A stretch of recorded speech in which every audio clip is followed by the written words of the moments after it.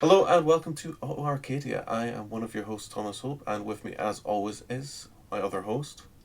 It's Colin Wood, believe it or not. Yeah, well, what a surprise. Hi, Colin. How are you this evening? Thomas, nobody is surprised more than I. I'm not bad. I've got a stinking fucking headache, but apart from that, I'm good. Well, thank you for joining me and powering through it. I'm glad you're here. Likewise. Well, what are we going to be chatting about today, Tom? Well, so I was reading an article, and it was. How do I describe it? It's like kind of like a little behind the scenes kind of. You know, one of those manufacturer puff pieces where the manufacturer invites them in and everyone has a nice time and then they write some nice things about the manufacturer? Yeah. Like a day out at Jolly. Aye. And I mean, it was still interesting. It was about the Audi's like wind tunnel and their new A6, their new electric A6, which has a very very low coefficient of drag at 0.21. And That's good. yeah, I mean that's pretty good. That's pretty good, and it got me thinking. Like, you know, what are the most kind of drag efficient cars out there? And as it turns out, it's a bunch of electric kind of cars, which I found quite interesting and got me thinking about electric cars. But then on a side tangent to that, I then thought, well, what's the drag coefficient of my car? And it's like it's pretty high. I mean, I'm gonna have to look and see what other comparable vehicles are because I'm not really sure how to place it. I've got a really hyper efficient, and then my car as a reference. I did also look up your car to see what the coefficient of drag was for that. Okay. So I can tell you about that if you're interested. Yeah, man, hit me. I'm always interested in this sort of stuff. Mine was 0.33 and yours was 0.30, Really? which is, like surprisingly close. I would say your car does look a lot more slippery than mine. Yeah, mine looks more jelly moldy, which typically does tend to lend to being slippery. Yeah, BMWs of the time. Yes. Yeah, very jelly mold. Do you Absolutely. know something mental about this though? And it just occurred to me there was the Supra, the Mark IV Supra had a 0.31 coefficient of drag, and it was zero point 0.3 if you took the spoiler off. So I know towards the end of the Supra's time wasn't really far away from like when my car came out, 2004, 2002. But considering the Mark IV Supra was designed in the very early 90s and was a road going car as of 93, that's not a lot of advancement in aerodynamics at all. That's true. That's true. But I mean, that's the interesting thing about why EVs are so kind of drag efficient is because they don't have the needs that an internal combustion engine has for kind of cooling and exhaust and stuff like that. Yeah, because like if ever you were making something slippery, cutting a big scoop into the front of it to capture everything in the most high pressure fucking zone of aerodynamics it has is an exceptional way to add drag. Yeah, I absolutely, absolutely. It does feel like when people design cars to be aerodynamically efficient, and then you've still got to deal with the problem of like, oh, it needs air into the kind of box in the middle of it. Yeah, it's do you know like the thing is as well like it always appears really poorly managed as well because like for me if you have these big holes in the front of your car for air for oil coolers and radiators and condensers and intercoolers and everything else, and just air to circulate around the engine bay. Really, you want a vent at the back of the bonnet to then allow that to come out and go up over the windscreen or in the wings so that you're exiting it out. You don't want to divert it all down because, I mean, you're not going to fit it all down through your transmission tunnel. It's just Hmm. never going to happen. So you're actually creating high pressure under your car if you don't manage it properly, which creates lift, Which you don't want. which you really don't want. That's a shit idea. like there was quite a lot of efforts made to reduce that though, you know? Like you got like you know how your BM, for example, you have eco mode. Yes, not that it's to be used.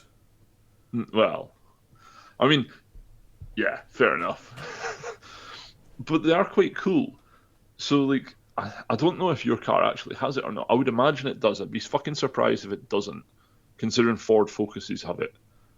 Oh Like no, it's got an eco mode. Yeah, I cannot tell you how bad the eco mode feels to drive compared to the normal car. oh yeah, it'll make the accelerator pedal feel like it's made of wool. And Yeah, yeah, it pretty much does. Yeah. but they have the slats on the grills are active, so they can actually shut the grills on the front of the car to stop air coming in the radiators and everything if there's not a need for it. So that was like one of the big drag reduction things that was sort of kind of prevalent in the 2010s, late 2000s to the early 2010s and onwards. I mean, you Was like, still see it in grills of cars. oh yeah, Like you can see the mechanism. I don't know if mine actually does move, if you know what I mean. I don't think my car's new enough for it to be active. I think it will be. I don't know how I could test that. Ooh, well, Drive past someone in eco mode? put it in eco and see if your mile per gallon goes up. Oh, I mean it does, but that's because it feels like you're no longer driving a turbocharged car. Yeah, fair enough. I mean, you can do some pretty wild stuff to try and improve mile per gallon. Now Uh, that hypermiling, yeah, now that is an interesting community. interesting as in it makes you want to blow your fucking head off. Yeah, I mean, in a way, sometimes the backyard ingenuity I really like. You know, I love the sheer amount of duct tape people are willing to use to achieve their dreams. But I do find that the pursuit of like the extra point one on top of 100 mile MPG to be like, why? yeah, why? I don't get why. Sorry. I like some of the tat you make, but I don't understand what you're doing. Yeah, like there's a law of diminishing returns, and at that, if you've got to 100 mil a gallon, you're chasing point 0.1. You're well into the law of the zone of the law of diminishing returns. Like it's just not worth chasing at that point. Aye, totally. Can you not just be happy with the massive gains that you've got? Yeah, precisely, man. Like sometimes people can't see the forest for the trees. This conversation though actually has some quite interesting performance connotations because all the stuff that, well, not all the stuff that hypermiling does, but like how you mentioned the duct tape for closing up bonnet gaps and such, like that this is quite a common thing for high speed events and high speed attempts. Totally. I mean, we even talked a little bit about it in Cheating in Motorsports. You know, where that guy had he like recessed all of the. No, he brought out all of the windows and everything was flush. Where in the actual factory car they were like recessed and stuff like that. All the Yeah, seams for chasing aerodynamic efficiency. that's the one. That was good. I really liked that. But yeah, no, I totally agree. I love. Have you seen the way some people attach a? I can't remember what you call it. You know the kind of long whale tail that kind of helps dissipate the air and reduce your coefficient. The whale tail. Yeah. You know, when you think of like early aerodynamic cars, Like the Shelby Daytona coupe and stuff. I But was that's more what, thinking of like the aerodynamic efficiency ones, like you know the Chrysler. Is it Airflow or Airstream? Airflow, I think it was called maybe, or something like that. right. Hold on, I shall send you a picture so you know what I'm on about. I've found it. Chrysler Airflow. Alright, yeah, it's faster than I can loudly, aggressively type on a keyboard. So yeah, basically that kind of shape Yeah. at the back. Have you seen it? People build those for their cars out of foam. I have not, no. That strikes me as fucking mental. Yeah, it's However. insane when you see it. Because what it does is it obviously keeps the wind, the airflow kind of like, nice and what's it called again? Laminar airflow? Yeah. You're wanting like to reintroduce the airflow from each side of the car Just, underneath into the top of the car just want with them as to little. kiss. Yeah, you're wanting it to blend nicely. Yeah, absolutely. So yeah, people they create that big long kind of tail to try and achieve it. It's really strange. Yeah. No man, I get it. Like, you see this on like there's a challenge for electric cars to like do as much as possible, and they make them with like a solar panel in the roof. This is like early 2000s, late 90s. This is like university research teams entering this. Totally. Um, yeah, you get that sort of thing, and they had this. It was like a bulbous teardrop shape, and the back was like an elongated boat tail. But Mm-hmm. like, there's actually some quite interesting aftermarket stuff as well. Like, there's a company called APR. Right. They're an American outfit, and they do body kits, but they they got really big. They did a body kit for like the 2000 Celica Okay. Yeah. and the Mark III MR2, and what was the other one they did as well? What were they called? ARD. APR. APR. Aero, APR Aero kit. We'll bring it up. There's APR Performance as well, which is like a fucking Audi tuning outfit, Right. which you don't want anything to do with because, aprperformance.com. And everything was designed in wind tunnels, and it was all functional aero. So, like, they did a lot of wide body kits. They did it for the Imprezas and stuff as well, and they look really cool. But the big thing about it is it's actually functional aero, Mm. which I find really cool. And this is like something that I'm totally on board with. Like, is doing this, and they retained quite a lot of the standard features of the bumpers and stuff. They just tweaked for lower drag. There was an RE Anemia RX7. Right. So this is like bumper replacements and stuff like that, and we're not talking about like splitters or diffusers or anything that gets bolt on to factory body. No, no, we are like those kits come with like everything, so they do. And there's a company, a tuning house in Japan, RE Anemia. I'm just trying to find an image of the body kit, but it had enclosed rear wheels. All right. Yeah. Um,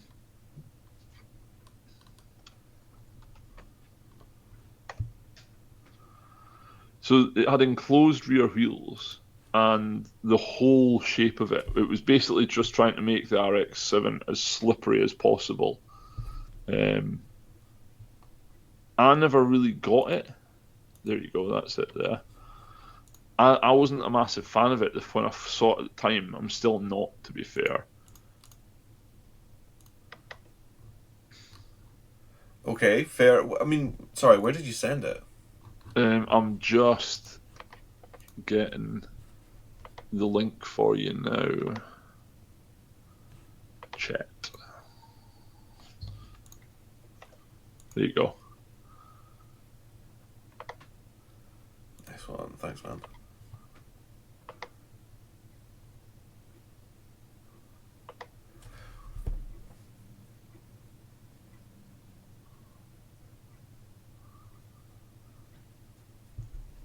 But like Oh right, okay.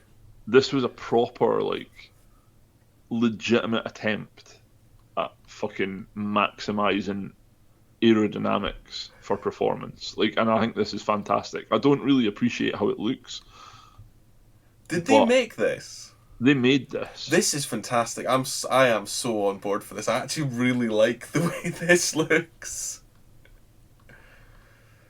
Oh, I think that's Um, crazy. I like the engine bay as well. it was a legitimate vehicle. Like, it was in Banzai magazine as a cover car. Um, Oh, that's amazing.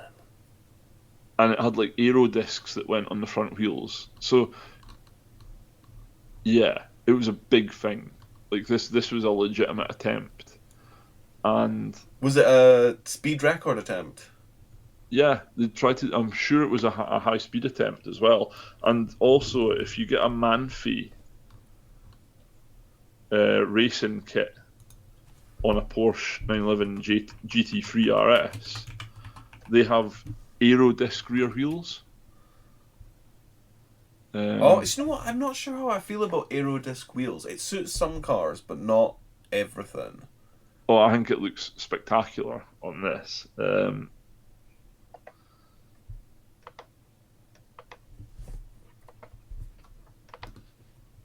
There you go. Thanks, man. That honestly really like that RX-7. That is a very very nice. Oh yeah, I get what you mean. Hmm. And that works. Hmm. I think that's genuinely a good idea. Like, I would be totally up for doing that same setup on the track car.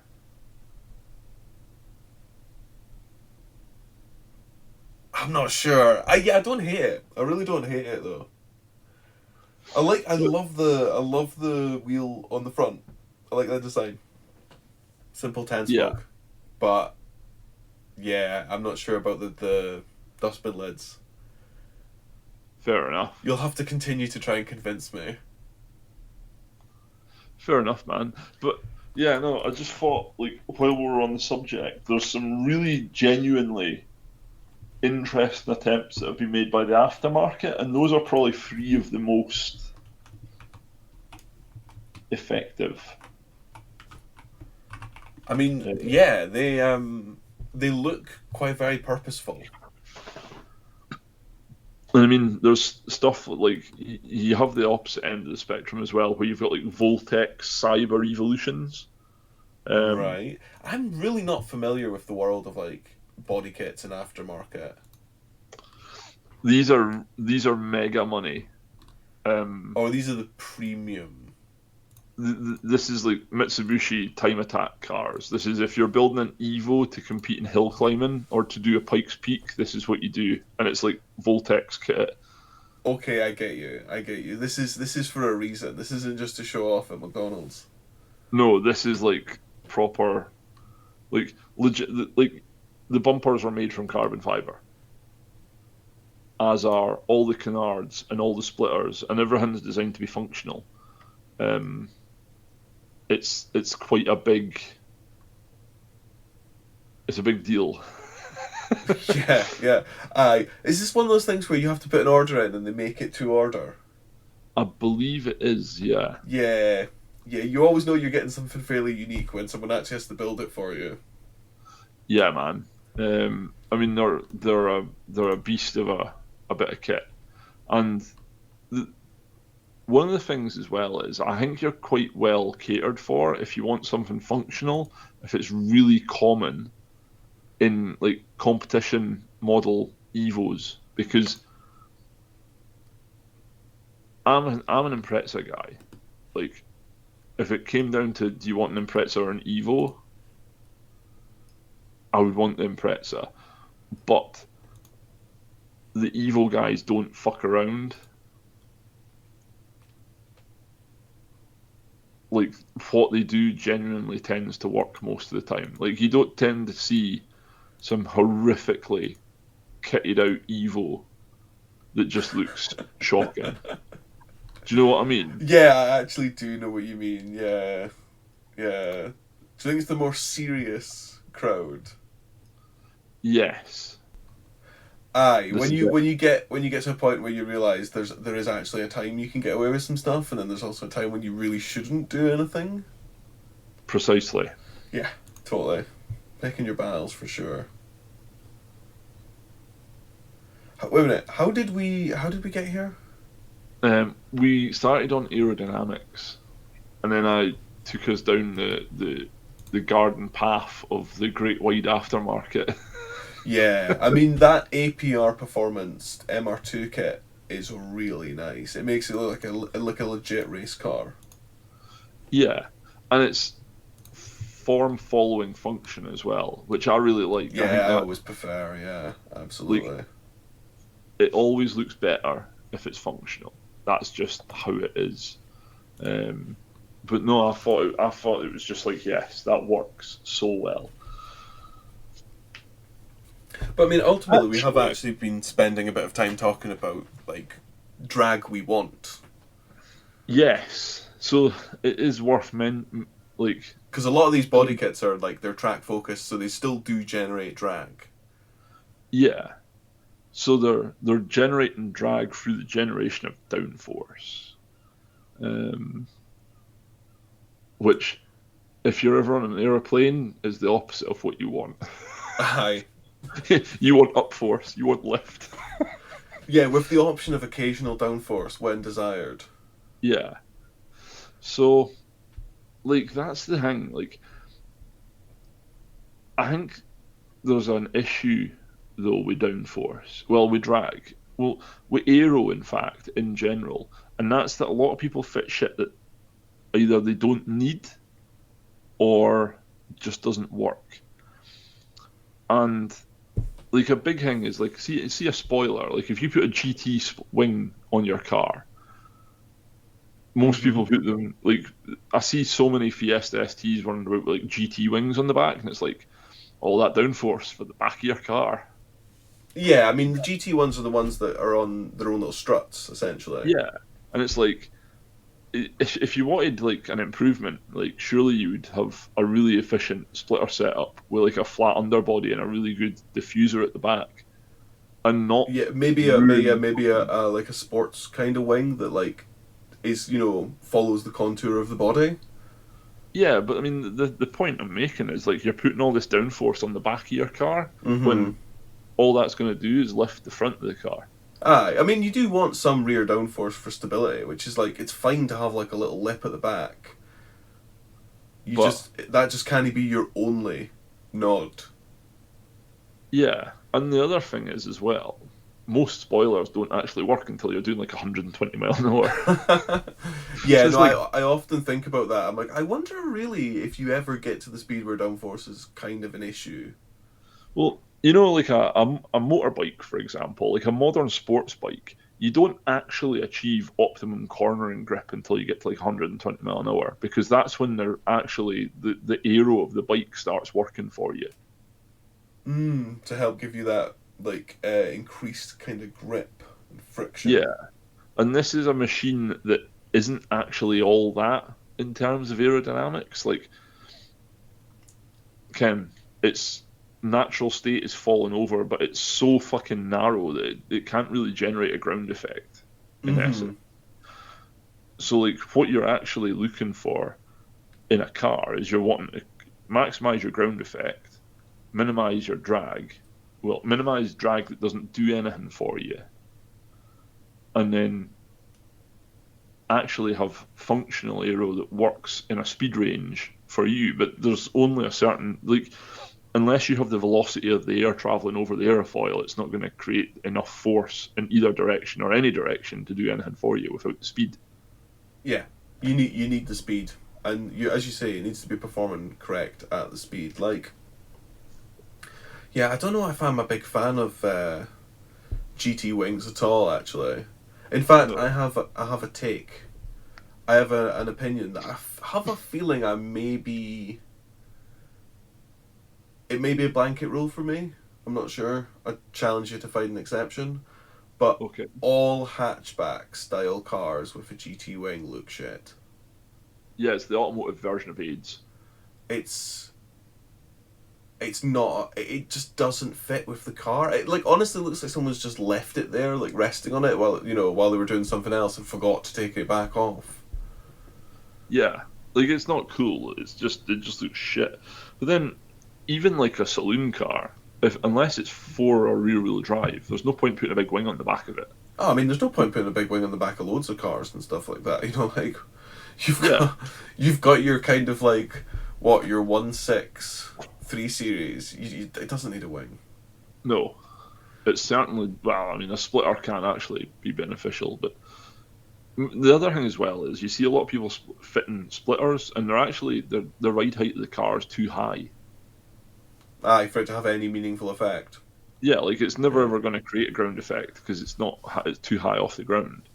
And then if it does do anything at all, the fact that you've got no fucking under trays and massive fucking voids underneath the car, It's immediately like just being wasted and washed and interfered with.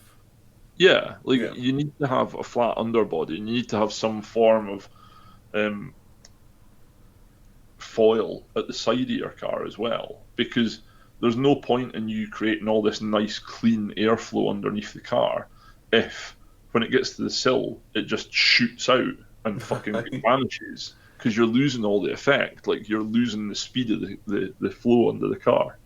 Yeah, totally. I mean, I do kind of think a lot of the splitters on a lot of the road cars do look a bit shit. They do. I'm not really Like a fan. they never really work for me. I'm not a massive like I don't think they add anything. It just looks a bit naff. Yeah, yeah. It feels more trendy than anything else. And, like, it's fine, it's just not for me. Yeah, no, I'm in agreement. It's not my kettle of fish. It does not tickle my pickle. Neither it does. And following off on from that, then like you want like an actual proper deep diffuser at the back. Mm. Um, so yeah, it's quite cool. Like there's you know how there's a thing where people cutting half their back bumper off, mostly on Civics, Wait, what half? the bottom half of the back bumper. Right, okay. That's started in Japan. It's a Kanjo racer thing, Kanjo highway racer, and the idea was that it was to decrease drag. Aye, because the bumper's basically just acting like an empty wee parachute at the back for Precisely. all the air that's travelling under your car.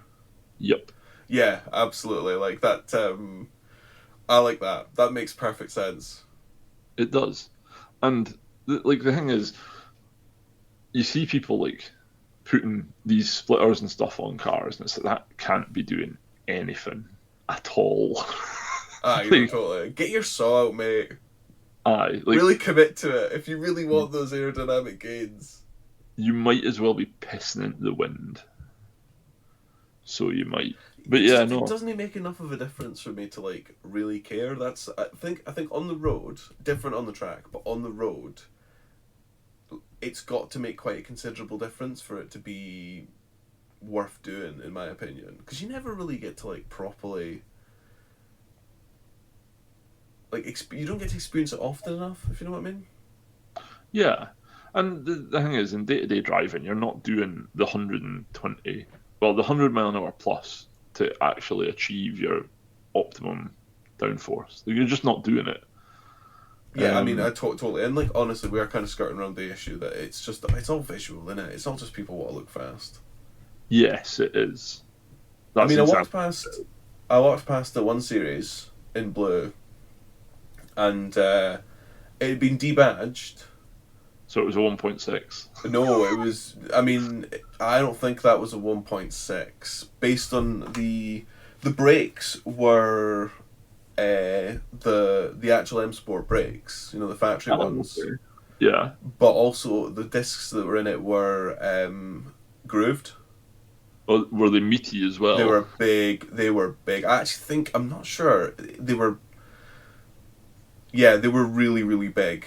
Um, So I know yeah, it they was come like big from the factory on those cars, but they were big. But it was definitely better quality discs than the factory would have had. and the exhaust kind of looked replaced as well. But it did, admittedly, did it also had the, I don't know, is it like the black edition they call it or something like that? I've no idea. Or shadow maybe. Um, it, Shadow, it the had all the, hell. like the little black kind of accents and tat around it. It looked Yeah. okay. So, I'm not a massive fan of the 1 Series though. be a 135 or 140i likely. Aye, I would say 140. Fair enough. You know, this actually brings me to a question I was wanting to ask tonight. Oh, aye. And it kind of follows on from the last episode, cheap motorsports. Yeah, totally. And it also kind of feeds a dilemma that we have been facing at the minute. And what is your what do you pick for a car to go racing with? And one of the things that's been quite high in my mind when I've been looking is actually aerodynamics. Oh, really? I've not looked at that at all. And my logic of it is it's quite cheap to make changes to positively affect your aero and gain performance that way. So, are you saying you're looking for cars that have quite poor aero and are easy to improve, or ones that already have quite good aero? Bit of both. Okay. Ones that have like a chassis setup that would be beneficial for improving the aero on, and also that would be not necessarily low hanging fruit, but the improvements are there to be made, and the improvements are easily made as well. Like that's been two things that have been kind of on my mind. I'm like, I want this to be a thing. Like I want to be able to be like, this sounds like a good idea. This would be working. And also, I've been kind of looking, obviously, rear wheel drive, but with stuff that's got availability of limited slip diffs Mm-hmm. and has easy or lowish hanging fruit in terms of weight reduction. Yep. Totally. That makes perfect sense, honestly. And apart from that, I'm kind of at a loss. Like, outside of those three, which are quite specific to what I'm thinking, actually, I came to the conclusion it doesn't really matter what you buy. Yeah, I think I agree. Like, it doesn't really matter to me what we end up with. Like, if we did end up with a 116, fine. There is a lot of potential there. A Series 1 would be chef's kiss because I really like those. Yeah, But yeah, I mean, like just anything as long as it's rear wheel drive and a limited slip would be absolutely fantastic to have. We can take weight out of pretty much anything. Like obviously, if we buy a rolling shell, there is a limit to that. yeah. But Like, you have to add weight before you can really do anything with a rolling shell. yeah, totally. But neither of us are precious. It's not like we're going to be like, oh, keep that in. Like, who cares? No, Plus, if it's a car that we really don't have that much kind of feeling or sympathy for, it might be a little bit easier to be more bold with some of your weight reductions. yeah, because like this is something like I remember watching like challenges on YouTube where it's like they buy a car, they do a lap, they get a time, and then they like we've stripped the car out, and it's literally all they've done is take the seats out. They've not even taken the carpet out. And Yeah, like, there's uh, definitely two ways to go about that. Some people are really, really thorough, and some people just like, oh, took the back seats and the passenger seat out. yeah, but when I look at that, I'm like, well, why haven't you taken the carpet out? And then if you've taken the carpet out, why haven't you also taken all the sound deadening out that's underneath the carpet? And if you've done that, why haven't you then like stripped the wiring loom of all the unneeded wires? Like, Oh man, why? because of the time, think of how long that takes. No, it doesn't take long at all though. Can you do it with a hammer? I can do it with Stanley knife. Hmm. But like, even like the dashboard, like, why the fuck is there still a lower half of the dashboard?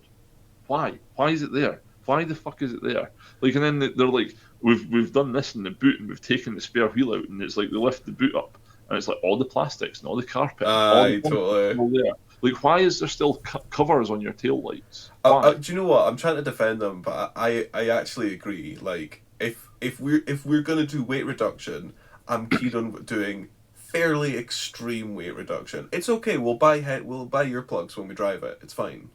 Yeah, But like, I mean, because you can go really far. Like you can take the boot lid off, and you can strip all the structure out of the boot lid and put bonnet pins on it so that it's pinned in, and it's literally just a skin that flexes at speed. Like I know a guy that stripped a Corsa for track days, and A he Corsa took the B. bonnet. Yeah, he took the bonnet off, right, and he drilled all the spot welds out, so it was just a bonnet skin, like All just right, hi.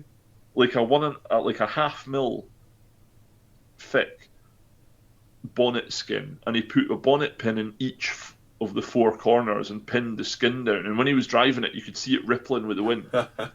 He's like, but that saved him like 4 kilos. Aye, which is not too bad on a small car like that. You know, you don't have that much headroom to work with. Precisely, and it's like if you because it's not about saving 4 kilos. This is the thing I don't understand when people do these challenges and they're like, we've fully stripped it out, and it's like they've left half the fucking interior in. Because if you're going to fully strip it out, it's not about saving a half kilo. It's not that half kilo doesn't make a difference. It's the 10 half kilos that we've managed to get out by doing smaller items make a massive difference. Yeah, absolutely. Thoroughly going through the car and removing everything you don't need will save you a load of weight. Precisely. Like, if you take the seats out, you maybe save 60 kilos. If you take the carpet out, that could be 60 kilos by its fucking self in some cars. Yeah, absolutely. I know for a fact that TT's wiring loom was massive and really heavy. Yeah. Although I'd be very reluctant to start faffing about with a wiring loom. Yeah, I mean, to be fair, on some modern cars, especially ones with canvas systems, I can see why people leave them alone.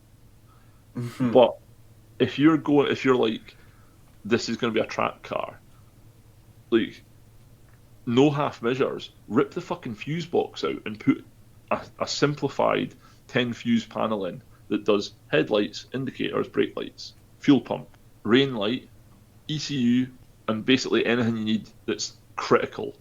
Yeah, I mean, but the question is, are we going to be doing that? Because then we're making the car difficult to drive on the road. Well, see, here's the thing. So That's the problem we have, is we will need it to be road legal. I don't envisage us doing that at the start.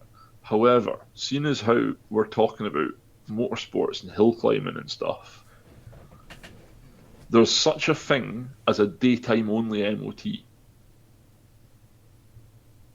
Wait, what? There's such a thing as a daytime only MOT. You can legitimately take all the headlights and tail lights out of your car, right?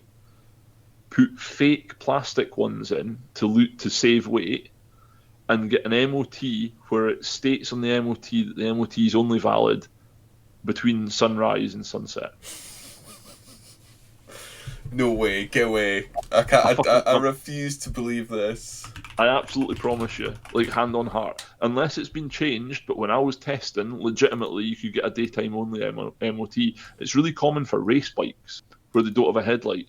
They're like, right, fucking no running it at night because you've not got any lights, but yeah, you can have an MOT.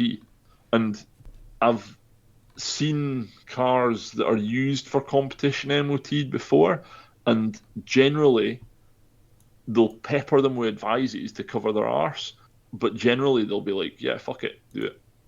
Like, if you've made a load of changes that are like verging into a grey area, but they're totally safe, if you're like, it's a competition car, I need it to have an MOT for my class requirements, typically you'll get a little bit of help. Like, interesting.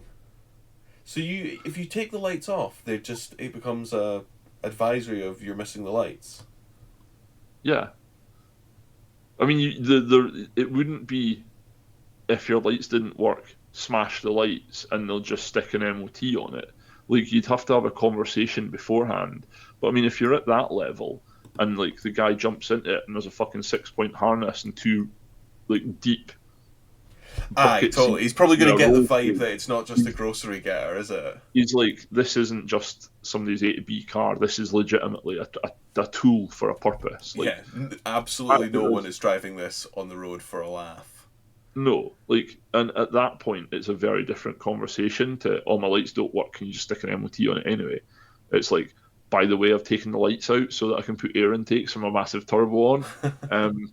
So, aye, which is it's quite cool. But yeah, no, the MOT side of it is, it is what it is, but you make it work. Interesting. Oh, I did not know that. That is really really interesting. It's So cool, like, you advocate going the whole hog. I kind of like that too. Honestly, I see no reason why not to just totally go mad if you can. yeah, like full send it, dude. Like, no fucking about, just fucking smash it on, job done. That's what I think. Completely agree. Completely agree. So, I mean, we've kind of gone a bit of a meandering topic back from where we started, which was the drag coefficients of cars, wasn't it? Yeah, but actually, just to wind it back a bit, because did ask, like, if that matters, like, your your car choice.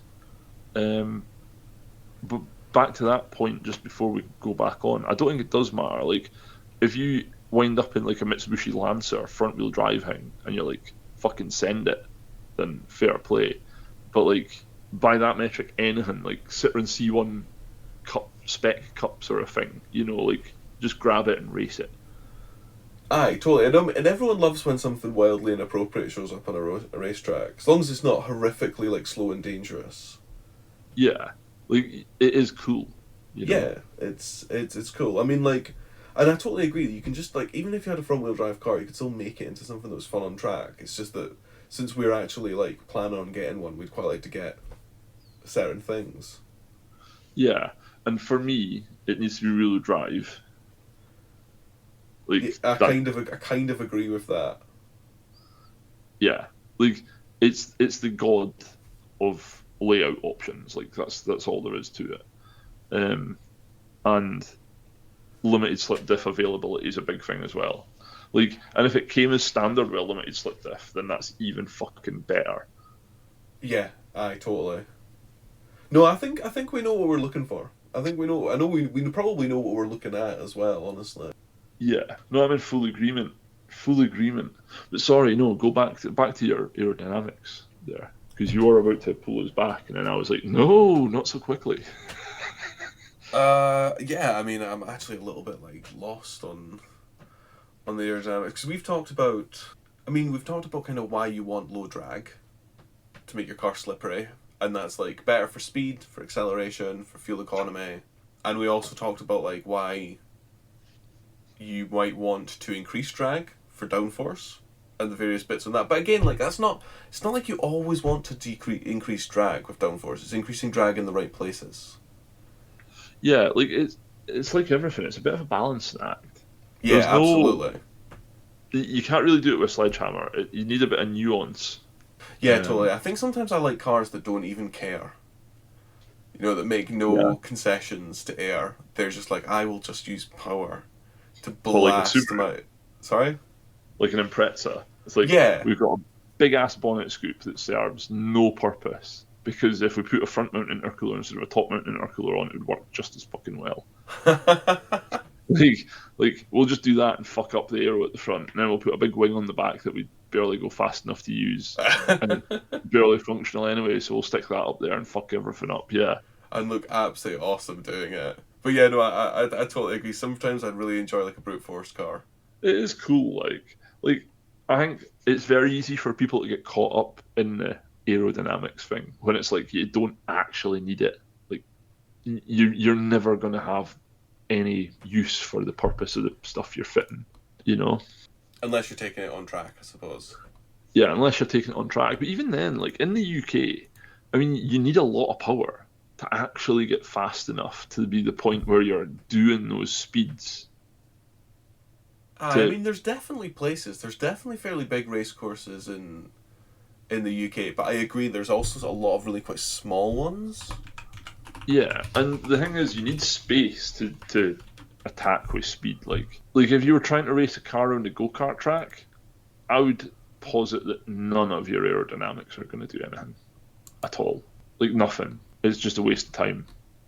If you're not getting faster than 60 mile an hour, which I don't think a car would get much faster than 60 mile an hour on the vast majority of even large go-kart tracks. I don't think it would happen. Yeah, I'm honestly not actually sure on that. Yeah, I'd be really curious to know like what the kind of the average like speed you can achieve on a lot of these circuits is. But then, I mean, you've got the opposite end of the spectrum, like Nürburgring, where like legitimate 150 plus is achievable in a lot of places, and not just in straight lines either. Like, there's a lot of really fast sections on Nürburgring.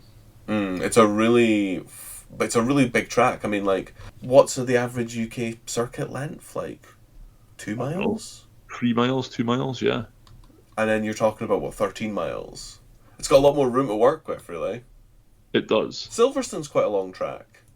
Silverstone is quite big actually, yeah. And Silverstone's very flat and very long. Like there's a lot of straights. But genuinely, the best track in the UK, Knockhill. Nah, man, no way.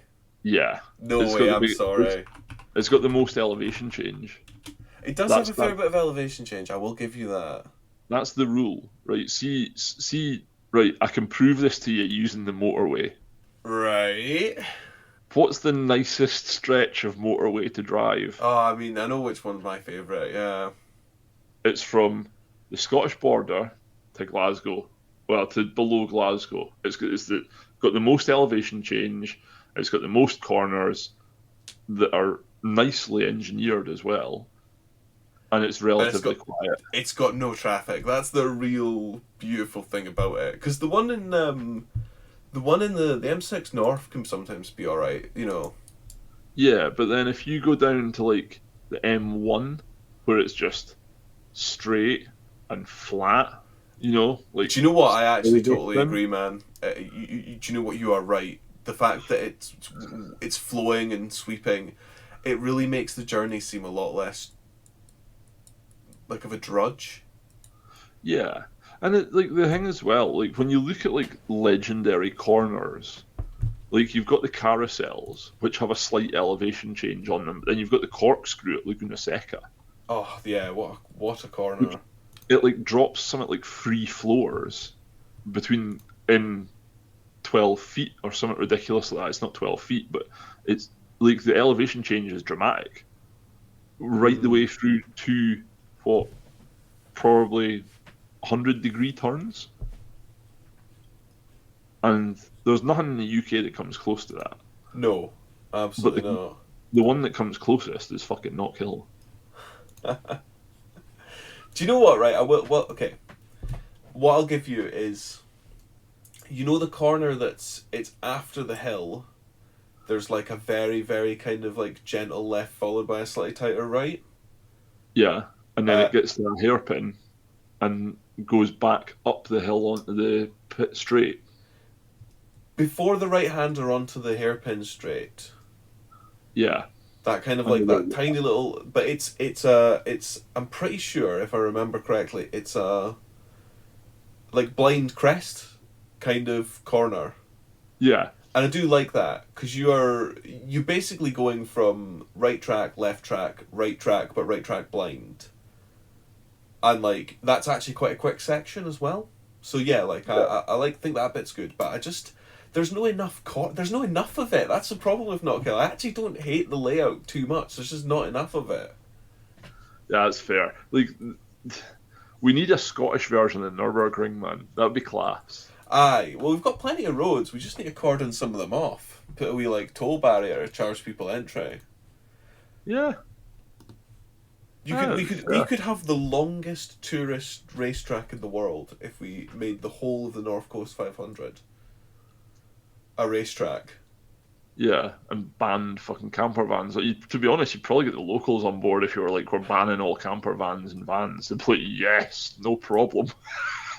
Yeah, farmers might not take too kindly to it. Although you could maybe just have a really open door policy on it, like just anything that's not a bicycle. Yeah, but then you get Doris in her fucking Volkswagen Transporter van.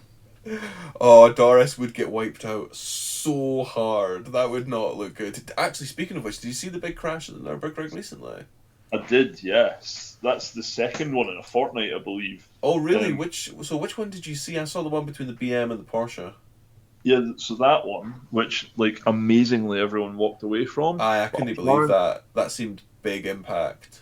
yeah, that was crazy. Like that's testament to the modern GT3 RS though. Like the 992 body. Like holy fuck. Aye, the front just disappeared, but the rest of it was like, strong.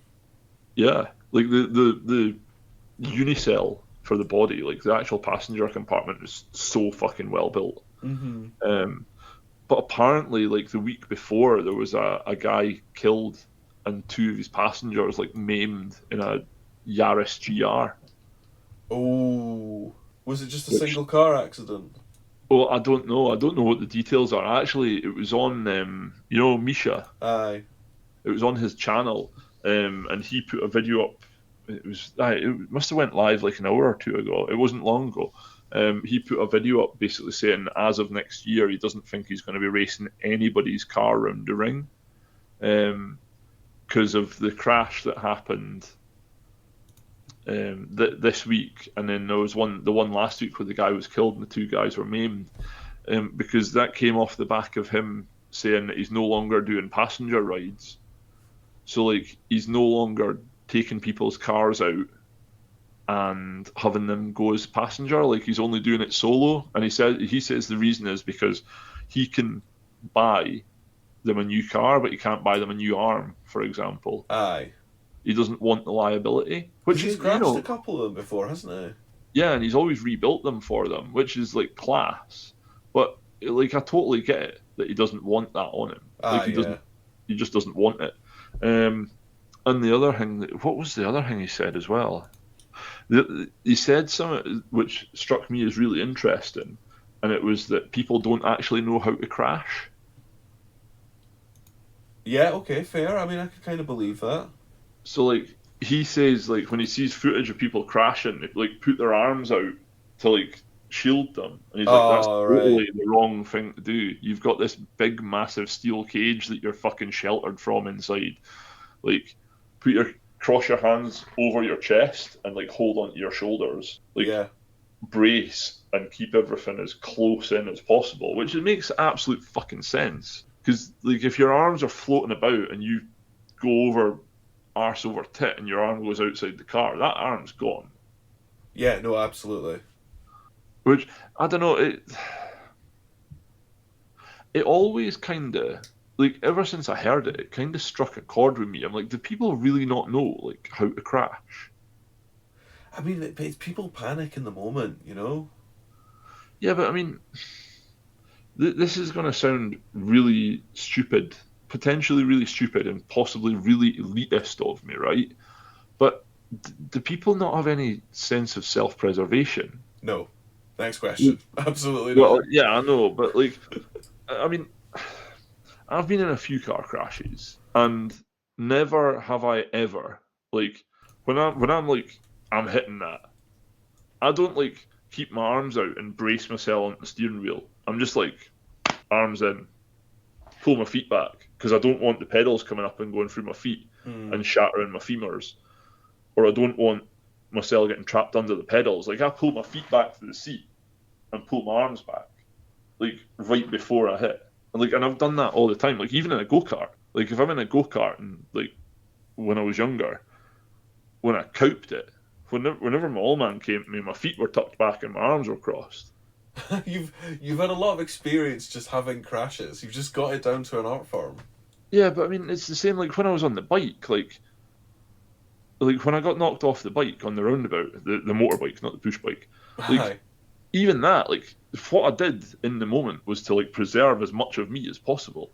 Like, and I was like, how do people not get that? Like, what what signal goes through people's minds? And they're like, I might die. Let's make it worse. I think people genuinely don't like. They've never been told it. They just don't think about it. You know how it is. Like people are they're just kind of oblivious. They need to be kind of points need to be hammered home. Yeah, fair enough. Well, you know what? See, actually, I totally get that. If people need to be told not to drink and drive, then yeah, I'm maybe expecting too much. Absolutely, man. Yeah, absolutely. You're talking about advanced driving. You're talking about advanced crashing techniques, and people are like, they're still mastering the amateur ones. Yeah, that's fair. it's, it's like when you say that, it's like the answer to your question is so fucking straightforward, Colin. But like when I was thinking about it before, I was like, I genuinely don't understand how this is a thing. Like, how do people not? It's like going into a dangerous situation, and instead of me being like, I'm gonna try and reduce the risk, it's like people are just like, make it worse. Do you know what this situation needs? Escalating. Yeah, Absolutely. So, how, like, you know what, are you talking about your go-kart crashes? Was that when you had the little go-kart your granddad made you? yeah, man. So like, I went through a lot of like I've always been a bit of a dick when it comes to this sort of stuff. Like when I was like 3 year old when he got this go kart. It was like a homemade thing with a generator engine on it, Aye, totally. um, and like I was going everywhere flat out. So he put a stop on the throttle. So like I was like, why does the throttle not go down as far now? Now then I just started sticking my hand underneath the thing and finding the throttle cable and ratcheting that up round the side. So I was basically just a hand throttle. And I was like, ah, he's like, how the fuck's that wee shit going as fast still? And he was hiding in the hedges to try and catch me. And then like I ended up tipping it with no roll cage on it. Aye. And like he was running up the bank and going, my fucking grandson's dead. And I'm sitting there like hanging upside down in this seat, sticking my hands up with my thumbs up and that. I was like, yeah, it's okay, I'm okay. Had the So absolute then it best got a time. roll. Yeah, and then it got a roll cage fitted, and it just I just crashed it all the time. It was just great fun, but like it was just crashing through sending it. um, but yeah, that's kind of where I learned pretty much everything. So it was. I mean, it's kind of important to get, like, the early ones, some early mistakes in, you know? Oh yeah, and like I mean, I learned stuff doing that I still use today. Like even driving now, the way like you approach weight transfer and all that kind of stuff. It's all the same, you know. It's the same now in a fucking 1.5 ton V8 BM as it was 30 years ago on the fucking grass banking on an old homemade go kart. It's the same principles. Yeah. I mean, totally, I totally agree. I completely agree. Was the flipping it the worst crash you've had on the go-kart? Yeah, that was the worst. Well, it was the worst one because I could have potentially fucking died. I could have broke my neck if I landed wrong. Aye, totally. Um, But, like, you weren't that injured from that one, were you? no, I was happy as Larry. Like I was like, Aye. hey, I'm fine, I'm fine. Kids just Like, bounce. aye, my old man was more worked up than I was. Yeah, Like I was yeah. bothered. Absolutely, definitely. I Definitely. was totally oblivious to the risk that was involved as well because I was a small child. But yeah, Aye, the best time to take those risks. so it was like yeah. But then no, I've had a long career of crashes. Yeah, yeah, man. Yeah. I mean, I've not had too many. I've not really had any big losses of control at speed, if you know what I mean. No, I'll describe this as I've achieved inadvertent rotation in the TT that's such once. a beautiful way of phrasing that. It was quite big rotation, but we were on a very very quiet road in, like, at night, and it was absolutely hammering it down, and I found the limit of the car's grip, Yeah, but it was like it wasn't really like a big high speed kind of like, off the road kind of thing. It was more a rotation within the within the confines of the track. So yeah, it was like relatively recoverable. Sorry, man. no, it's okay. I mean, I've had a few. Like what my first two cars, the Ford Escorts. Like I wrote the second one off. Like it went to the scrapyard. Was it a proper Um, write off?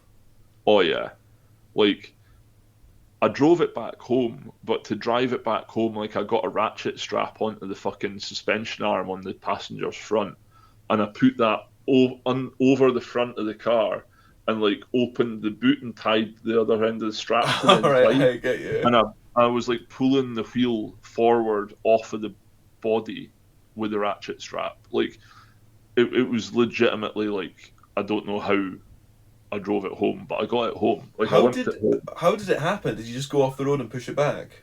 I was going too fast. A classic, obviously. Going too fast, understeered into a ditch.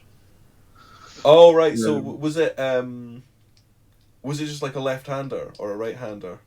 it was a right hooker. Right hooker. So So it you were just was. straight into the ditch. Do not pass Yeah, go. man. It just did not. It did not do it. It just fucking was like, nope, you are going off here, son. And I was like, oh, this sucks. And like Yeah. I remember it as well because it went into proper slow motion, and like I felt the front of the car drop as the passenger wheel went into the ditch, and I was like, this is got to be a fucking bad one. And then it hit the fucking opposing ditch, and it was just like bang, and I burst my nose open on the steering wheel, Oof. like like I could grab my nose and like move it around my face. It was fucking wild. Yeah, and like I ended up phoning a load of boys, and they came out and met me, and we got it pulled out of the ditch, and I ripped the wing off the passenger side because it was just fucked. So I just ripped it off and threw it into the ditch, and then I got a ratchet strap out the boot and started squaring up the suspension, and jumped back in and drove it to like into my pal's house he's doing in Cumbria. Well, way back when anyway, and abandoned it, and then got a lift home, and then went and picked it up like 2 days later and scrapped it. I picked it up as in someone where a low loader visited. No, my granddad did. Ah, right, nice. My granddad borrowed the truck from work, and like he was raging about it as well because like he came into the house. I was like, "You all right, Biggie?" And he goes, "Well, what the fuck have you done now, you fucking idiot?" I was like, "Oh well, yeah, fair enough. This is due, to be fair." Aye, sometimes you do have to take your shit because it's deserved shit. Yeah, he's like, "You're gonna take some fucking stick here, boy." And I was like, "Yeah, absolutely, big man. I'm not gonna argue with you here because like I crashed that car a fair bit. Um, to A be fair fair, bit. a fair bit. Like,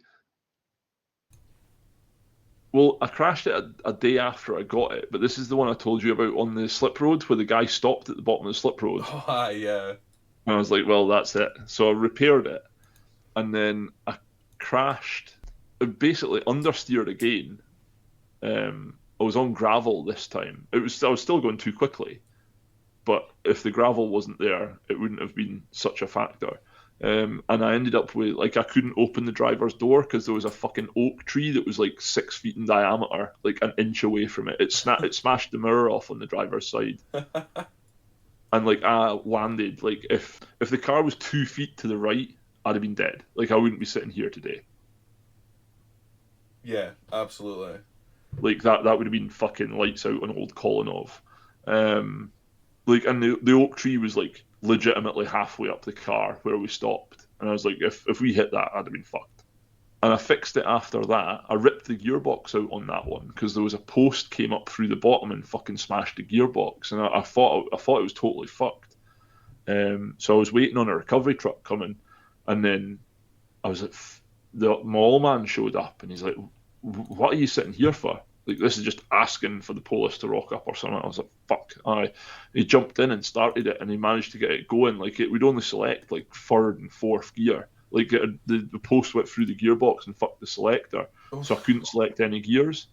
But he managed to get it going in third, and we bought a gearbox and got front end panels for the Scrappy and fixed that up. And then the one that wrote it off was legitimately this was just me going too fast, and it was into the ditch. So that car got a fair bit of abuse, like. That car got some abuse. I had some close ones after that, like when I had my RX-8.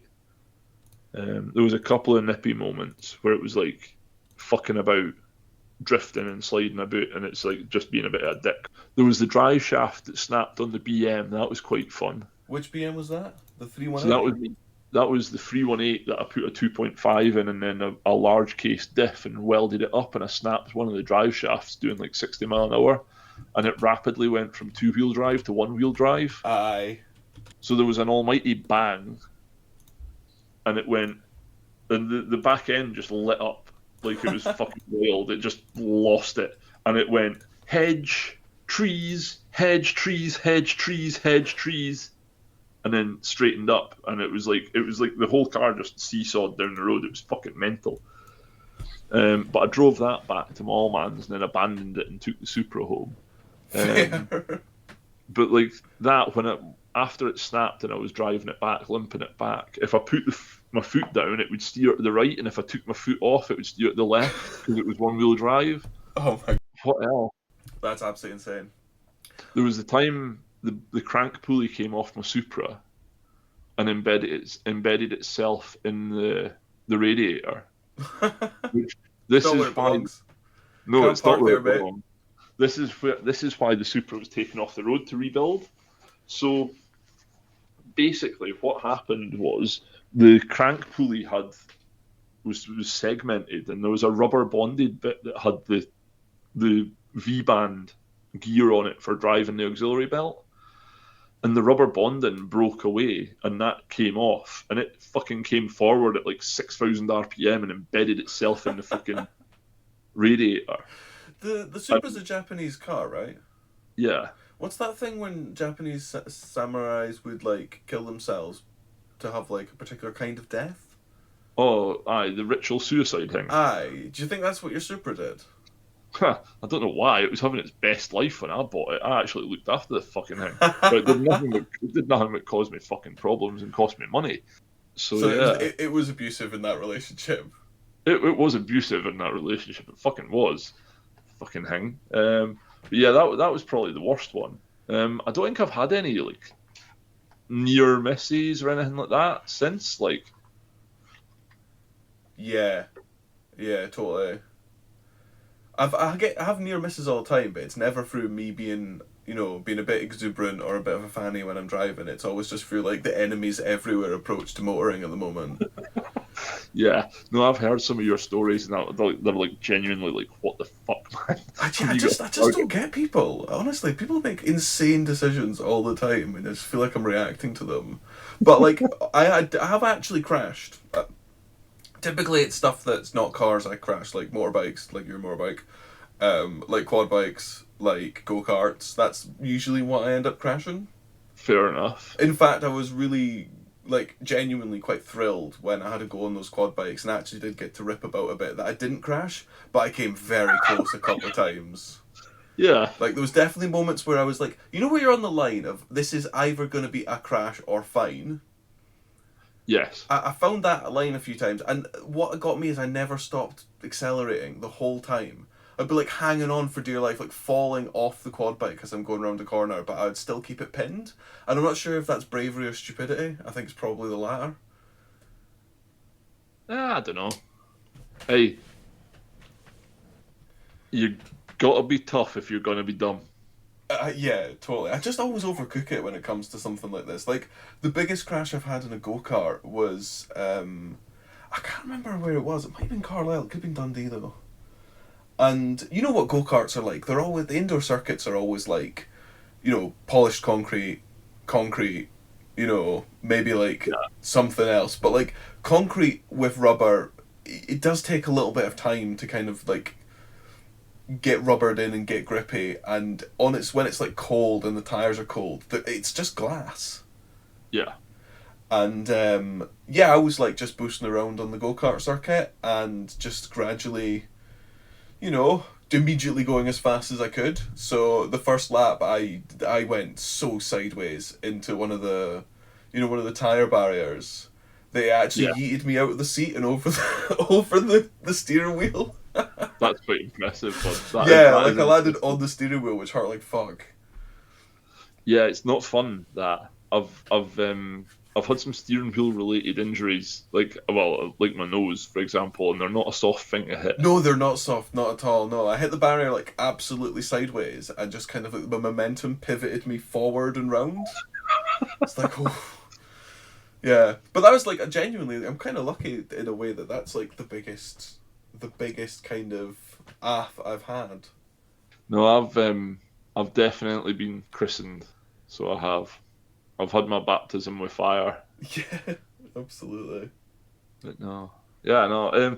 Yeah. In short, I definitely wouldn't recommend crashing. Yeah, yeah. I mean, and you can review with confidence. We have someone who's crashed before. But yeah, no. It's not something I would recommend, but it's something I think you have to have. Like you have to have some offs to actually appreciate what is. It does help you really get the seriousness and the lack of control you sometimes have in the moment. It Yes. could be a fine line between this is great to this is I am a passenger. Yeah, and usually it's a pretty quick realization between those two as well. Like it's a split second where it's like, fuck. Yeah, absolutely. It's a bit of a razor's edge in some cases. Totally. It, it is. It's Occam's razor, isn't it? Is that right? Is it Occam's razor? I thought Occam's razor was the simplest is the most likely, essentially. Yeah, it's not that then. Well, I've got a name for this actually. I call it the fucking. You know, the way I describe it is like, see when you're having a day at work and you're just like, yeah, cool, let's do this. Let's just make our way through the day nice and calm. And then it happens. That right there, that's it. That's the fucking. That's when shit starts getting fucked up. Wait, what? I'm so lost. So like that moment where it's like I'm in control, and then suddenly it's like fuck, I'm not in control. That moment right there, Oh that God, you is see if it takes you by surprise, like it's normal business as usual, and then you have that moment. I agree. that moment is the fucking. That's it. That's when it happens. I'm not a huge fan of that moment. No. Absolutely not a huge fan of that moment. Yeah, I do occasionally have small moments like that when I'm driving, where like bit of adverse camber, a bit like wetter ground and stuff like that. Maybe a little bit too enthusiastic with the right foot. But like you have the moment of everything's fine. Like, oh, I have to. Suddenly, I'm responsible for this, and I have to catch it. Make Yeah, sure all is well. it's not fun. Certainly gets the heart rate going. But then again, so does a camper van pulling out in front of you to cross a dual carriageway. Like, so you know. Yeah, no, that's not a good one either. Like that's a fucking horrible one when a camper van That was pulls a out in properly front of you. scary one. Yeah. Aye, totally. Um, yeah, Well, that's quite a tangent we've been on. it's quite a tangent we've been on. Yeah, quite a A tangent good indeed. one though. A good one though. I've enjoyed that. Like, Aye, that was a good chat. Do you know the only other thing that's been on my mind, because I feel like we've kind of abandoned the talking about drag coefficients. We talked about it a little bit. It was good fun. And do you know what that really got me onto? Is like comparing the car that I have to the car that you've got at the moment. Because as I was saying just before the podcast, they're really similar. Like shockingly similar in terms of stats. Like, 328 horsepower now, 322 horsepower now. Three exactly the same pound foot of torque. Like same top speed because they're German. But like 0 to 60 time is about 5 seconds for both of them. The weight is about 1600 kilos. Like yeah, my car is 60 kilos lighter, despite being fucking tiny in comparison. I don't understand how that works. yeah, that's a bit of a strange one. I'm not quite 100% on that. Like yours is longer by a lot, longer by zero point 0.4 of a meter. Wider by a fucking lot. So yeah, so your car is 40 centimeters longer and 10 centimeters wider than mine, which is a big area. Oh yeah, that's massive. That's massive. That's because I originally thought. Sorry, No, but it's yeah, okay. just I find it really interesting because like there is over 10 years difference. What's yours in 06 or 05? It's 4. Go for. Yeah, there's over 10 years difference in those two cars, and I mean like yours is up there at 6 series and mine is down at 2 series for like kind of size spec, if you know what I mean. Yeah, So it's kind of crazy that in 10 years the weight of that car, mine, has creeped right up to be in line with the luxury barge that was yours. yeah. Because I mean, the closest equivalent to your car from the era of mine would be a 1 Series coupe. Yes, yes, or yeah, it probably would be a 1 series coupe, which I probably should have looked at for reference as well. But I suppose what it always comes down to is I can't believe how heavy my car is. That surprised me. I thought your car would have been like 1,300, maybe 1,400 at the max. Absolutely. It's very, very heavy. But I'm It's not going to go on a crazy weight reduction diet on that car. No, it's a daily. You can't really do that. Yeah, I have what I want for that car in my mind painted out quite nicely. But yeah, I've just found it really interesting that like the performance is basically on par, which is quite interesting considering that's like yours is a V8 from 04. No, definitely. Like, I mean, it is quite an advanced car for its time, to be fair. Totally Like, true, yeah. um, But do you think that maybe this like raises quite an interesting question? what's that?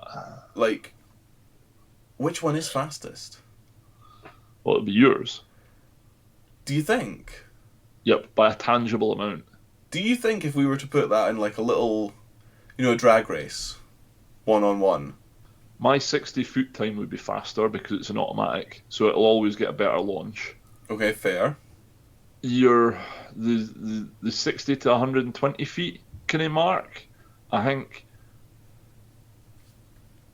possibly I might keep a little bit of it, but then I think as soon as you get into the kind of mid range, like the proper mid range as well, like kind of 4,000, 5,000 RPM, the fucking whacking great amount of torque for the turbo, and then the crossover into the top end power is just going to fucking annihilate me. Aye, maybe you are right there. Aye, because like that car does like it picks up as you go through the rev range. It becomes really lively. The only thing that may impact this is traction, because I have quite a big footprint on the back of that with Yeah, what were your 275 tires. 275? That's insane. Yours are like 245s, aren't they? Aye, they're 245s. So I've got quite a lot of contact patch on top, but it's not enough to have any tangible effect. I think it'll probably add to the dig with the automatic. So launching from a dig, it'll be a lot faster. But I think after 60 or maybe 120 feet at the most, you're going to be in front. I would put money on that as a result. Fair enough. Do you know what I'm looking up? I'm looking up where if the nearby drag strip has a day we could go to. There's one in yeah, no, we've kind of missed it a little bit. I mean, I think both cars would do like a mid 13-second quarter mile. I would imagine that's actually what you would want to do is look up quarter mile times for the cars, and that'll give you a rough idea here. That's a fantastic point, actually. Yeah, I never did look at the quarter mile times.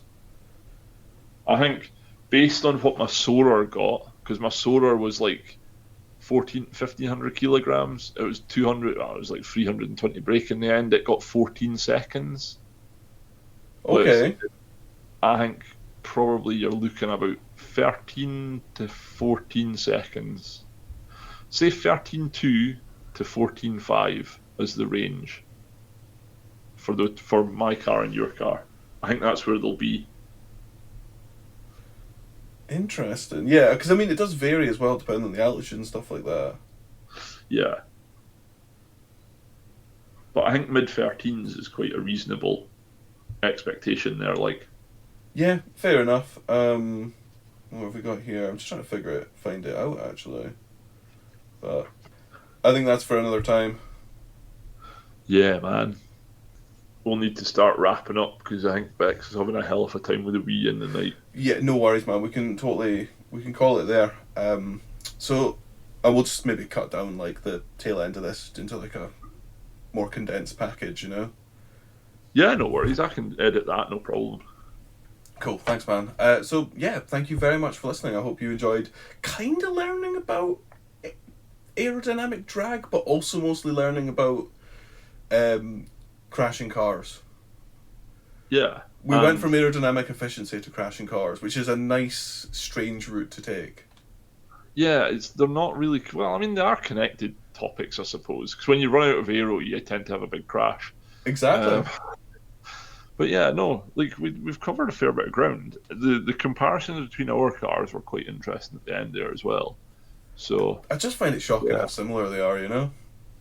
it's terrifying how similar they are, considering how fucking far apart they are in like design ethos and design manufacture date and everything else. Like, it's a bit mental. Yeah, absolutely, absolutely. So thank you very much for listening. If you like what you've heard, like, feel free to subscribe, leave us a like, leave us a comment. We'd love to hear from you. Yeah, and until next week, goodbye from me. And goodbye from me. Have a good one, folks. Ta-ra.